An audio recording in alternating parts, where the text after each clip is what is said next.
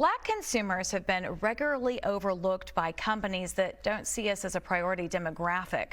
According to a new study by the consulting firm McKinsey, those companies are ignoring green dollars from the Black community.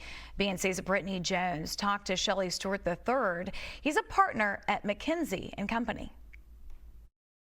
Big corporations, are they basically losing the Black dollar by not really focusing on us when it comes to sales and marketing and all those things? I think that there's a huge opportunity and some substantial risk with big corporations. Our research found that if you look at the spend today, there's about $250 billion of spend where Black consumers are saying, we're spending it, but we're not happy with our choices. And we're willing to switch if someone comes in with something that's better tailored to our need. So I think that's a substantial risk, and that occurs across a bunch of different consumer spending categories. And then there's another $50 billion to close that gap between the 250 and the 300, where Black consumers are saying, we'd be willing to pay 5, 10, 15, 20% more than what we're paying today across these categories if people could create offerings and products and services that better suit our specific needs. So that's a big opportunity. So the generation, the younger generation, some people, obviously that look like me are starting to tap more so in their smartphones, according to the study. What does this say about the younger consumers Black consumers being on their smartphones more, tablets and things like that? That's absolutely right.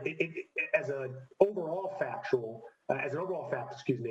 the Black consumer is younger than the average white consumer. And with that comes a bunch of different trends. And you mentioned a really important one, which is they tend to be more engaged with their devices and more active on mobile and more willing to make purchases on mobile. So that creates some clarity and transparency around how to get to and target these customers.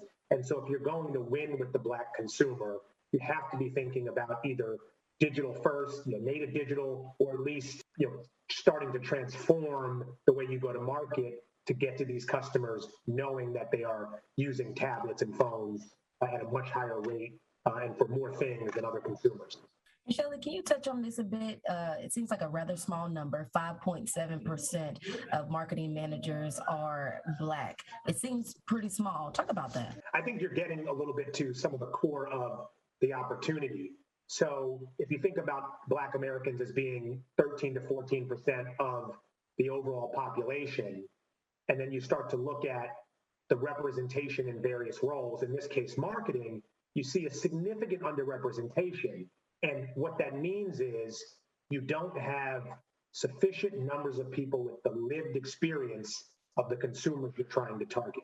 And so we have to address these pipeline issues in corporations across all sectors so that we have a diverse set of voices and minds in the room that can help give voice to the consumers that you're trying to reach. Right on cue. Shelley, we appreciate your time. Thank you so much for joining us. I appreciate it. And that was Brittany Jones reporting. McKinsey says healthy food is hard to find in predominantly poor Black neighborhoods known as food deserts, but identified areas in Southeast DC where supermarkets could garner as much as $22 million annually. And that means doing what's right and what's profitable are not mutually exclusive.